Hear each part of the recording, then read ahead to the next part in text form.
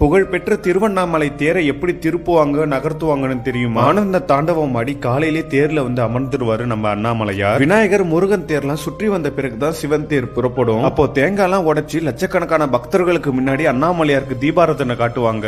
விண்ணை பிளக்கும் அரோகரா கோஷத்தோட தான் நம்ம அண்ணாமலையார் தேர் புறப்படும். 57 அடி உயரம் கொண்ட பிரம்மாண்டமான அழகான தேர் தான் நம்ம அண்ணாமலையார் தேர். மதியம் 12 மணிக்கு புறப்பட்ட இந்த தேர் மாட வீதிகளை சுத்தி வரவே இரவு 8 மணி 9 மணி ஆகிடும் சொல்லுவாங்க.